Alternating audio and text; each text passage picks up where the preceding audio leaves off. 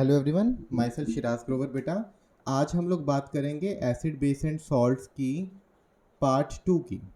ठीक है, पार्ट 1 मैंने आप लोगों को डिस्कस कर दिया जिसमें मैंने सारा एसिड्स के बारे में डिस्कस किया था।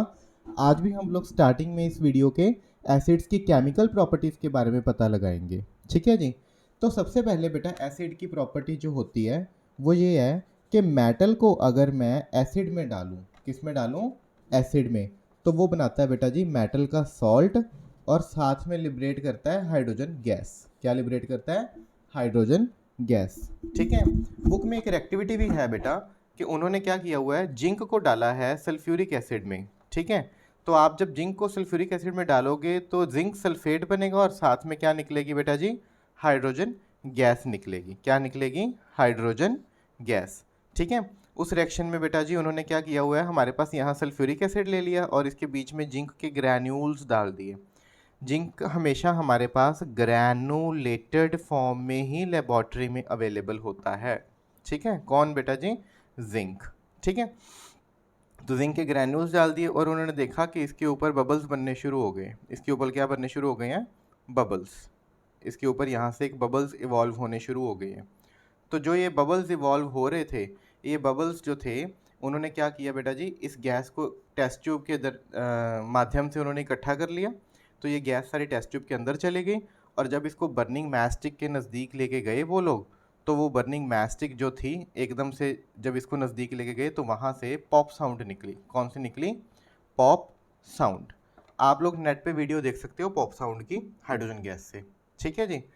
तो हाइड्रोजन गैस हमेशा एसिड्स के साथ रिएक्ट कर अपना जिंक मेटल्स जो हैं वो हमेशा एसिड्स के साथ रिएक्ट करने के बाद हमें मेटल सॉल्ट देते हैं, साथ में हाइड्रोजन गैस देते हैं। और हाइड्रोजन गैस की ये खासियत है कि हाइड्रोजन गैस पॉप साउंड से बर्न करती है।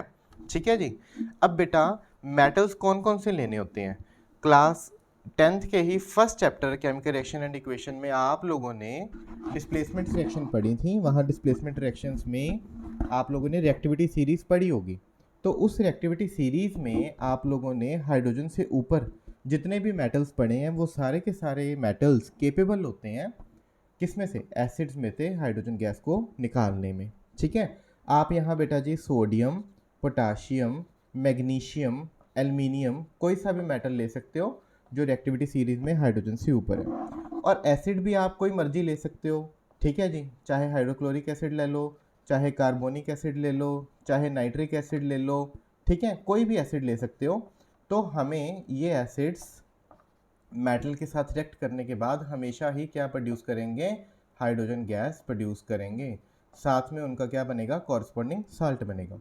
जैसे एल्युमिनियम सोडियम रिएक्ट करेगा तो सोडियम क्लोराइड, पोटाशियम रिएक्ट करेगा कार्बोनिक एसिड के साथ तो पोटाशियम कार्बोनेट। ठीक है जी। मैग्नीशियम रिएक्ट करेगा नाइट्रिक एसिड के साथ तो मैग्नीशियम नाइट्रेट बनेगा। एल्युमिनियम रिएक्ट करेगा तो एल्युमिनियम क्लोराइड बनेगा। ठीक है। और सभी के साथ बेटा जी हमको क्या मिलनी है? हाइड्रोजन गैस मिलनी है। ठीक है, ये खासियत होती है। नेक्स्ट प्रॉपर्टी के बारे में बात करते हैं। पहली हमने पढ़ ली। सेकंड प्रॉपर्टी, एसिड की रिएक्शन मेटल कार्बोनेट के साथ। किसके साथ बेटा जी? मेटल कार्बोनेट के साथ। ये भी काफ़ी अच्छी प्रॉपर्टी है। इसको हम लोग इसी चैप्टर में सॉल्ट्स में भी पढ़ेंगे। ठीक है, तो आपको इसको अच्छे से आना चाहिए। हम लोग पहली बात करते हैं, हमने एसिड कौन सा लिया बेटा जी? हाइड्रोक्लोरिक एसिड लिया और मेटल कार्बोनेट में सोडियम कार्बोनेट ले लिया। ठीक है, मैं रिएक्शन लिखने जा रहा हूँ एसिड की किसके साथ बेटा जी? मेटल कार्बोनेट के साथ।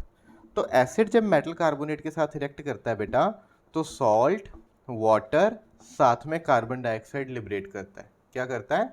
सॉल्ट, वाटर और कार्बन डाइऑक्साइड।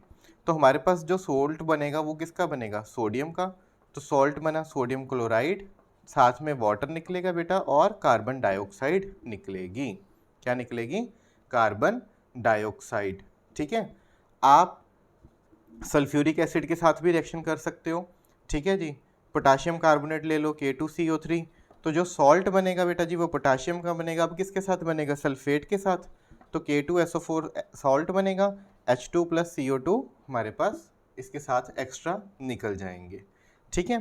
अब अगर मैं मेटल कार्बोनेट लूँ तो भी यही रिएक्शन मिलती है। अगर मैं मेटल बाई कार्बोनेट लूँ, अब मेटल बाई कार्बोनेट क्या होता है? जिसमें हाइड्रोजन लगी होती है। तो सोडियम बाइकार्बोनेट हो गया, पोटाशियम बाइकार्बोनेट हो गया, ठीक है बेटा जी, KHCO3, ठीक है। इनका नेम होता है बाइकार्बोनेट, जिसमें क्या लगाओ, HCO3 लगाओ। इसको हाइड्रोजन कार्बोनेट भी कह देते हैं, बाइकार्बोनेट आयन भी कह सकते हैं, ठीक है जी। अगर सोडियम के साथ लगा है तो इसका नाम है सोडियम बाइकार्बोनेट, और अगर पोटाशियम के साथ लगा हो तो पोटाशियम बाइकार्बोनेट हो गया। ओके बेटा, अब आप इसमें HCl डाल दो, तो प्रोडक्ट हमारे पास सोडियम का क्लोराइड बनेगा और पोटाशियम का क्लोराइड बनेगा, ठीक है जी। साथ में बेटा जी वाटर और कार्बन डाइऑक्साइड गैस बनेगी। क्या बनेगी? Water and carbon dioxide gas बनेगी। तो ये मेटल की प्रॉपर्टीज़ थी, ठीक है। मेटल कार्बोनेट के साथ एसिड की प्रॉपर्टीज़ थी कि वे उनके साथ रिएक्ट करने के बाद हमें हमेशा क्या देते हैं बेटा जी, salt, water and carbon dioxide gas, ठीक है। अब हम एक और बड़ी इंपॉर्टेंट रिएक्शन पढ़ने जा रहे हैं बेटा, न्यूट्रलाइजेशन रिएक्शन। कौन सी पढ़ने जा रहे हैं? न्यूट्रलाइजेशन रिएक्शन, ठीक है। ये बहुत इंपॉर्टेंट रिएक्शन है बेटा, न्यूट्रलाइजेशन रिएक्शन। ये क्या होती है बेटा? ये रिएक्शन होती है जब एक एसिड बेस के साथ रिएक्ट करता है तो हमें क्या बनाता है? Salt and water. क्या बनाता है? Salt and water. Clear? HCl को रिएक्ट कराओ बेटा, NaOH, आपको सभी को पता है बेस NaOH का, ठीक है।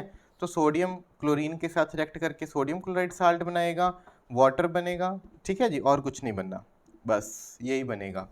आप एसिड सल्फ्यूरिक एसिड ले सकते हो, H2SO4, ठीक है। बेस कौन सा भी ले लो, KOH ले लो, ठीक है। तो इनकी रिएक्शन में हमारे पास क्या बनेगा? सॉल्ट, पोटाशियम का K2SO4, साथ में वाटर बनेगा। क्या बनेगा? वाटर, ठीक है। अब ये देखना, मैं लिख रहा हूँ एसिड किसके साथ? मेटल ऑक्साइड के साथ रिएक्ट करके भी सॉल्ट प्लस वाटर ही बनाता है। क्या बनाता है? Salt plus water. तो हमें यहाँ से अंदाजा हो जाता है कि एसिड बेस के साथ रिएक्ट करने के बाद साल्ट वाटर बनाता था। अगर एसिड मेटल ऑक्साइड के साथ रिएक्ट करने से साल्ट वाटर बना रहा है, इट मीन्स मेटल ऑक्साइड का नेचर कौन सा होगा? बेसिक नेचर होगा। कौन सा नेचर होगा? बेसिक नेचर होगा, ठीक है। एसिड बेटा मैंने ले लिया HCl, अब इसको रिएक्ट करने जा रहा हूँ मेटल के ऑक्साइड, कॉपर ऑक्साइड से रिएक्ट कर देते हैं, तो हमारे पास साल्ट बनेगा कॉपर का क्लोराइड, साथ में क्या निकलेगा बेटा? वाटर। क्या निकलेगा? वाटर। तो मैंने इसमें दो रिएक्शंस लिखी हुई हैं, कौन सी? पहली न्यूट्रलाइजेशन रिएक्शन है, दूसरी भी न्यूट्रलाइजेशन रिएक्शन है। पहली न्यूट्रलाइजेशन में मैंने बेस लिखा था सोडियम हाइड्रोक्साइड, और दूसरे में लिखा है मेटल ऑक्साइड, जैसे कॉपर ऑक्साइड। तो यहाँ से हम लोग पढ़ेंगे वैसे आगे कि बेस क्या होते हैं, पर मुझे ये पता लग गया कि बेस या तो क्या होगा बेटा जी, मेटल का हाइड्रोक्साइड होगा। क्या होगा? मेटल का हाइड्रोक्साइड होगा, या फिर ये मेटल का ऑक्साइड होगा। क्या होगा? मेटल का ऑक्साइड, क्योंकि एसिड बेस के साथ रिएक्ट करने के बाद हमें क्या देता है? Salt and water. क्या देता है बेटा हमें? Salt and water. क्लियर है? समय लग गया बेटा? तो ये दो रिएक्शंस भी याद कर लेनी है, ठीक है। तो एसिड्स की ये हमारे पास केमिकल रिएक्शंस कंप्लीट हो गई, इसी से हमारा टॉपिक एसिड कंप्लीट हो गया, ठीक है। ओके, अब हम बात करते हैं बेटा जी बेसिस के बारे में। किसके बारे में बात कर रहे हैं? Base. So in common language what is base? Anything that is bitter in taste, that is bitter in taste, as well as soapy to touch, as well as soapy to touch। Clear है? हम लोग उसको क्या कहते हैं बेटा? Base कहते हैं। So what is base?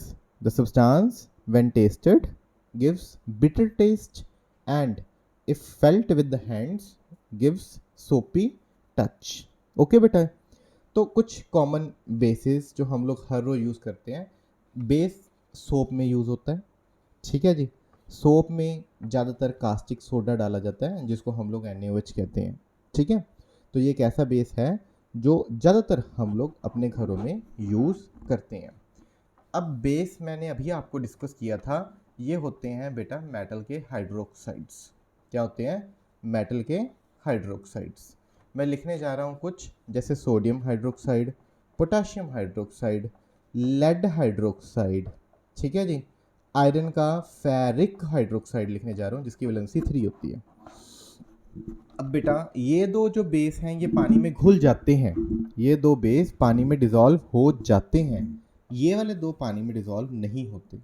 तो जो बेसिस पानी में डिसॉल्व हो जाते हैं हम लोग उनको क्या कहते हैं, एल्कलीज। जो नहीं होते वो कंसीडर किए जाते हैं सिर्फ बेस की फॉर्म में।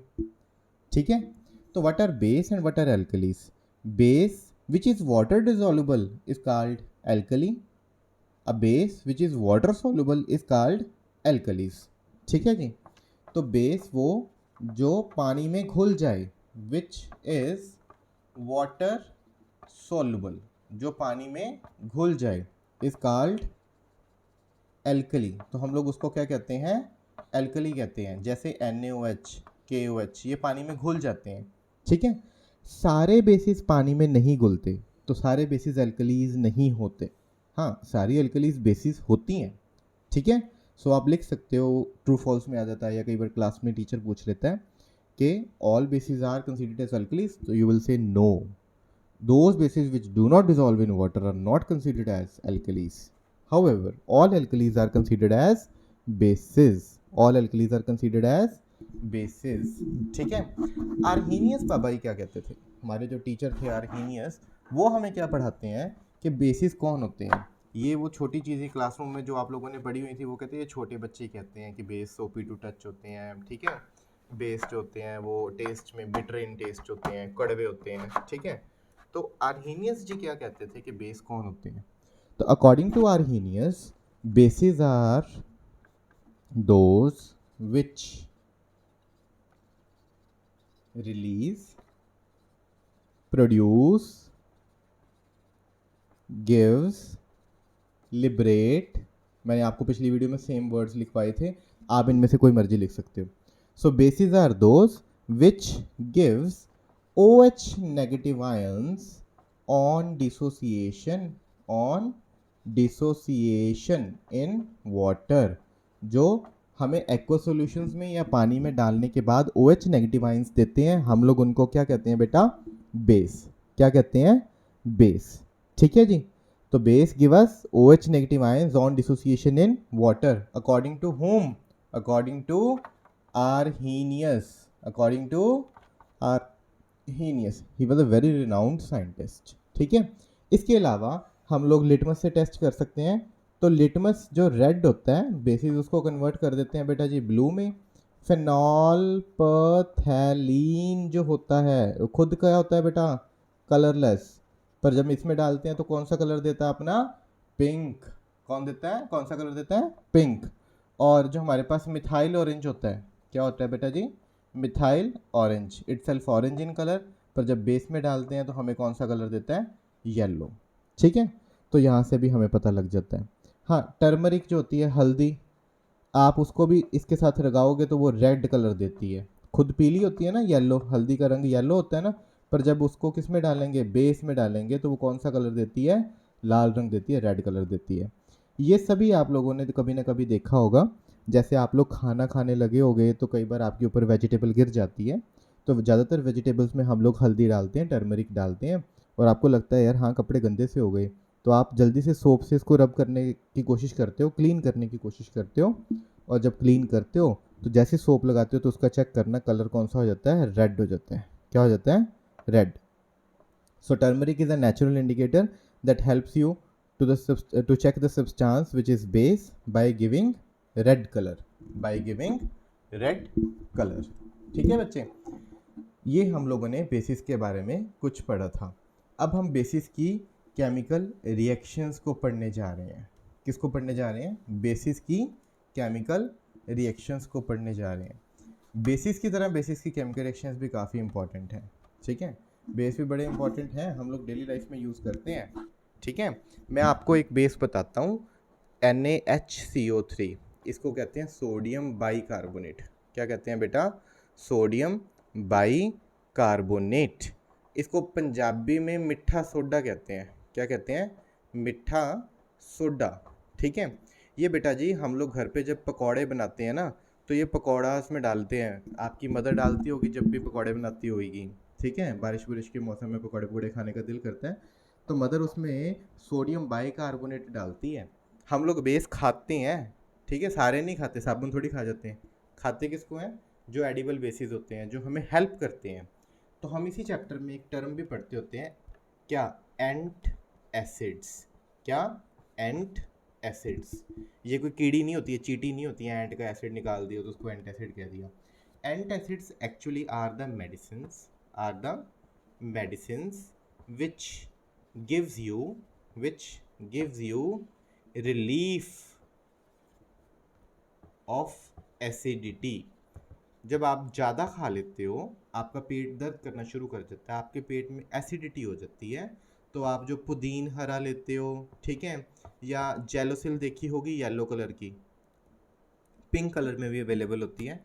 जेलोसिल की मेडिसिन आती है, गोलियां आती हैं पिंक या येलो कलर की, या इसका अपना क्या कहते हैं लिक्विड फॉर्म भी होती है पिंक कलर की। तो जो जेलोसिल होती है, ठीक है, ये भी एंटासिड का काम करती है। अब ये दोनों अगर घर पे अवेलेबल ना हो, जेलोसिल ना हो, पुदीन हरा की गोलियां ना हो, तो एंटासिड्स के तौर पे हम लोग क्या करते हैं बेटा जी?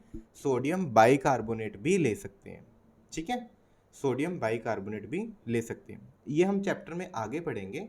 सबसे पहले बस हम लोग यहाँ बात करने जा रहे हैं बेसिस की केमिकल रिएक्शंस के बारे में, ठीक है। तो जो इम्पोर्टेंट है बेटा, एसिड्स का हमने पढ़ा था कि एसिड्स जो होते हैं वे मेटल के साथ रिएक्ट कर कर क्या देते हैं? हाइड्रोजन गैस देते हैं। सिमिलर वे में बेसिस भी जो होते हैं ये मेटल के साथ रिएक्ट करके क्या देते हैं? हम लोगों को सॉल्ट प्लस हाइड्रोजन गैस, ठीक है। बट सारे मेटल से रिएक्ट नहीं करते, ये कुछ को मेटल से ही रिएक्ट करते हैं। वो कुछ को मेटल्स कौन से हैं? सोडियम, पोटेशियम, एल्युमिनियम, ठीक है। इनमें से हमें सिर्फ और सिर्फ सोडियम की रिएक्शन आनी है, हमने पोटेशियम एल्युमिनियम के बारे में भी नहीं पढ़ना। बेस मैंने कॉमन आपको बताया था, ठीक है, सॉरी, हम लोग यहाँ बात करेंगे जिंक, पोटेशियम और एल्युमिनियम की, ठीक है। तो हम लोगों को सिर्फ जिंक की रिएक्शन ही आती है, ठीक है, बाकी नहीं आती हैं। तो हम लोग बेस की बात कर रहे हैं। बेस आप लोगों को NaOH सभी को पता है। NaOH में आप लोग जिंक डालोगे तो ये प्रोडक्ट बनता है Na2ZnO2, साथ में हाइड्रोजन गैस लिबरेट होती है। इसका नाम है बेटा सोडियम जिंकेट। क्या है नाम? सोडियम जिंक-8, ठीक है, ZINCATE, इसका नाम है सोडियम जिंकेट। ये रिएक्शन बहुत इंपॉर्टेंट रिएक्शन है कि बेस को मेटल में डालेंगे हम लोग तो साल्ट और हाइड्रोजन गैस लिबरेट होगी। बेस को मेटल में डालेंगे तो salt and hydrogen gas liberate होगी, ठीक है। हर मेटल के साथ ये बेस रिएक्ट करके साल्ट एंड हाइड्रोजन गैस नहीं देता, सभी कह रहा हूँ। ये रिएक्शन बहुत इंपॉर्टेंट है, ये एक्सेप्शन है, दैट्स वाई पेपर में बार बार आती है, ठीक है। अब बेस जो होते हैं ये नॉन मेटल, किसके साथ बेटा? नॉन मेटल ऑक्साइड के साथ रिएक्ट करने के बाद साल्ट एंड वाटर देते हैं। क्या देते हैं? Salt and water. अरे देखो ध्यान से, बेस किसके साथ रिएक्ट करके सॉल्ट वाटर देते थे? एसिड के साथ। तो मैंने अब क्या लिखा है? नॉन मेटल ऑक्साइड के साथ। तो मुझे यहाँ से पता लगा भी नॉन मेटल ऑक्साइड का नेचर कौन सा होता है बेटा जी? फिर एसिडिक नेचर ही होता है। क्या होता है? एसिडिक नेचर ही होता है। और आप लोगों ने या आपके टीचर्स ने कभी ना कभी तो आपको पढ़ाया होगा लाइम वाटर टेस्ट के बारे में। तो जी हाँ, बहुत बहुत बहुत इंपॉर्टेंट रिएक्शन जो ये वाली है, लाइम वाटर टेस्ट वाली, आपको करवाने जा रहा हूँ। जो हमारा कली वाला पानी है, CaOH twice, calcium hydroxide, this is called slaked lime. क्या कहते हैं इसको हम लोग? स्लेक्ड लाइम, कली वाला पानी। और इसमें से कार्बन डाइऑक्साइड गैस पास कराऊं तो प्रोडक्ट बनता है CaCO3, साथ में क्या बनता है बेटा? वाटर। क्या बनता है? वाटर, ठीक है। अब साल्ट एंड वाटर बना, इसी को ही हम लोग क्या कहते हैं? ये हमारे पास जो कंपाउंड बनता है कैल्शियम कार्बोनेट, ये लाइम वाटर का कलर क्या कर देता है बेटा? मिल्की कर देता है। क्या कर देता है? मिल्की। तो स्लेक्ड लाइम में जब हमने कार्बन डाइऑक्साइड गैस पास कराई तो उसका कलर क्या हो गया? मिल्की हो गया। तो this is called lime water test. क्या कहते हैं इसको? Lime water test. Moreover it's a reaction of a base with the non metal oxide which gives salt and water, so hence we say that it's a neutralization reaction। तो हम लोग इसको neutralisation reaction भी कह सकते हैं। क्या कह सकते हैं? Neutralisation reaction. ठीक है बच्चे, यही रिएक्शंस थी बेस की, ज़्यादा रिएक्शंस नहीं हैं बेस की हमारे बुक में, ठीक है, जितनी मैंने पढ़ा दी बस यही थी, ठीक है। अच्छा, अब as like acids bases also conduct electricity, acids जैसे इलेक्ट्रिसिटी कंडक्ट करते हैं तो बेस भी करते हैं। वीक एसिड्स कम इलेक्ट्रिसिटी कंडक्ट करते थे, सिमिलर वे में वीक बेस कम इलेक्ट्रिसिटी कंसिडर करते हैं। स्ट्रॉन्ग एसिड्स ज़्यादा कंडक्ट करते थे, सिमिलर वे में स्ट्रॉन्ग बेस भी ज़्यादा इलेक्ट्रिसिटी कंडक्ट करते हैं, ठीक है। तो हम लोग वही एक्सपेरिमेंट में जिसमें हम लोगों ने पहले यहाँ क्या डाला था, एसिड डाला था, अब यहाँ क्या डाल देंगे, बेस, ठीक है। 2 इलेक्ट्रोड्स लगाई बेटा जी, इलेक्ट्रोड्स को साथ में क्या किया, बैटरी अटैच की, बल्ब लगाया, ठीक है। So you will see that bulb starts glowing, bulb क्या करना शुरू कर देगा, ग्लो करना शुरू कर देगा।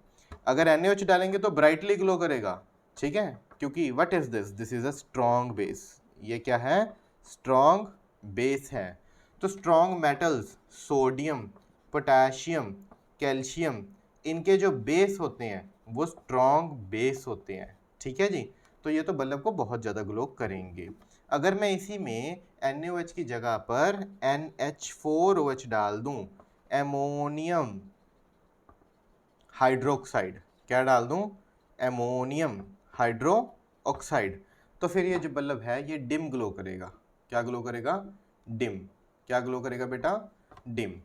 तो बल्ब डिम ग्लो करेगा, इसलिए हमारे पास क्या होगा बेटा जी, ये वीक बेस कंसीडर्ड होगा। अगर बल्ब ब्राइट ग्लो करता है तो ये वाले हमारे पास क्या कंसीडर्ड होंगे, स्ट्रॉन्ग बेस होंगे। वही सेम डेफिनेशन एसिड्स के अकॉर्डिंगली, स्ट्रॉन्ग बेस कौन होंगे, जिसमें OH नेगेटिव आयंस ज़्यादा होंगे, जो फुल्ली आयोनाइज होंगे। वीक बेस कौन होंगे, जिसमें OH नेगेटिव आयंस यानी कि हाइड्रोक्साइड आयंस कम होंगे, जो पार्शियली आयोनाइज होंगे। जैसे NaOH है तो ये सारा का सारा टूट के मुझे क्या देगा, OH नेगेटिव आयंस देगा, हाइड्रोक्साइड आयंस देगा। पर NH4OH जो है ये पार्शियली टूटेगा, ये पूरा नहीं टूटेगा, हमें ज़्यादा मात्रा में OH नेगेटिव आयंस नहीं मिलेंगे, ठीक है, इसलिए इसको वीक बेस कंसीडर करते हैं। इसमें हमें ज़्यादा OH नेगेटिव आयंस मिलते हैं, इसलिए हम इसको स्ट्रॉन्ग बेस कंसीडर करते हैं, ठीक है।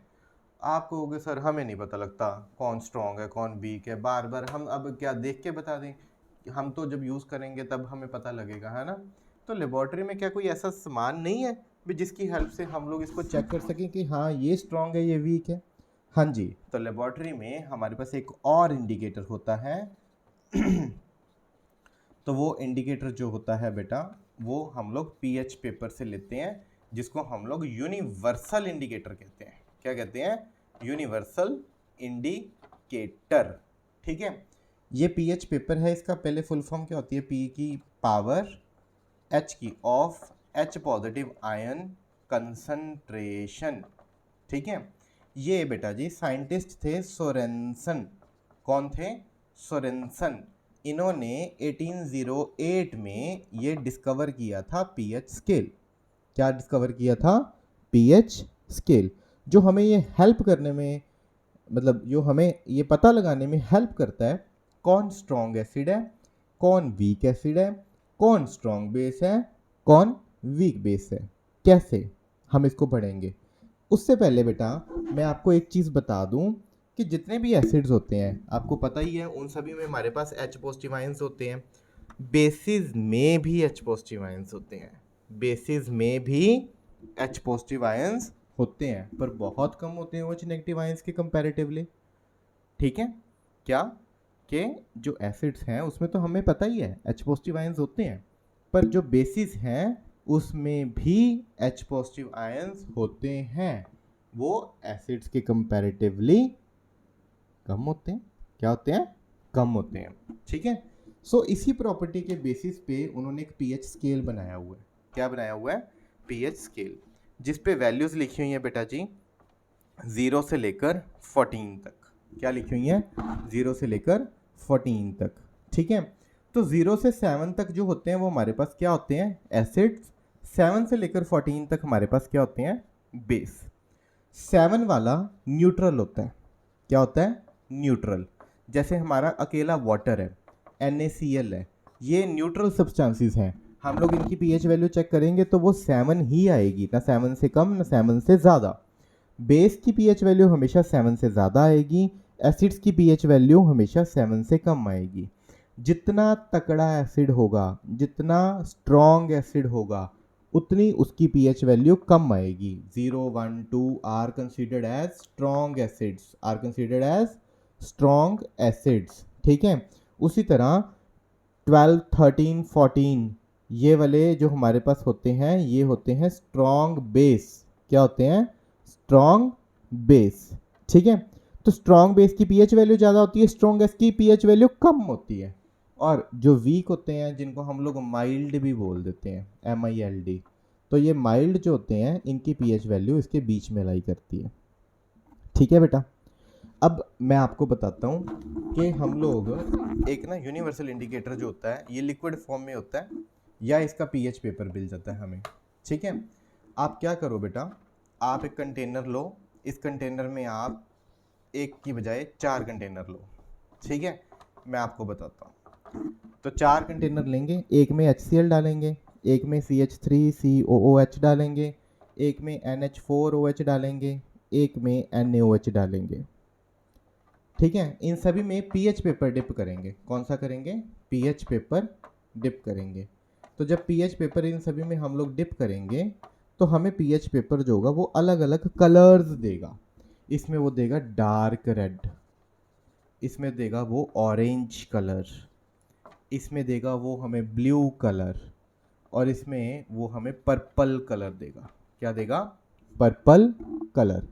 तो जितना तगड़ा एसिड होता है उतना डार्क कलर मिलता है, जितना तगड़ा बेस होता है उतना हमें डार्क कलर मिलता है, जितना वीक सब्सटेंस होगा उसमें हमें उतना लाइट कलर मिलेगा। तो ऑरेंज लाइट है as compare to red, blue light है एज कंपेयर टू पर्पल, ठीक है बच्चे। ये समझ लग गया आपको? अब मैं आपको इसके कलर्स भी बता देता हूँ स्केल के ऊपर, ठीक है। कौन कौन से कलर्स होते हैं, कलर्स भी हम लोग बता देते हैं आपको, ठीक है। जिसकी पीएच वैल्यू बेटा जी कितनी होती है? 0, 0, 1, 2, इसके बीच में जो हमारे पास कलर आता है वो कौन सा होता है? रेड, ठीक है। 2 तक, 3, 4 पीएच वैल्यू पे थोड़ा थोड़ा सा ऑरेंज होना शुरू हो जाता है, डार्क से रेड लाइट में, लाइट से ऑरेंज में, और 5 और 6 के बीच में इसका कलर येलो हो जाता है। 7 पे जो हमारा कलर है ये ग्रीन हो जाता है। क्या हो जाता है? ग्रीन, ठीक है। उसके बाद स्काई ब्लू, फिर ब्लू, फिर नेवी, ठीक है। एंड पे आकर हमारे पास पर्पल कलर डेवलप हो जाता है। जो पर्पल कलर होता है ये सबसे तगड़ा बेस होता है। तो आप जैसे इसमें पीएच पेपर डिप करो, जो कलर डेवलप होएगा उसको पीएच स्केल से मैच कर लो, इससे आपको एसिड और बेस की स्ट्रेंथ पता लग जाती है कि कौन सा एसिड कितना तकड़ा है, कौन सा बेस कितना तकड़ा है, ठीक है। ओके बेटा, समय लग गया। अब पीएच नेक्स्ट वीडियो में करते हैं हम लोग, ठीक है।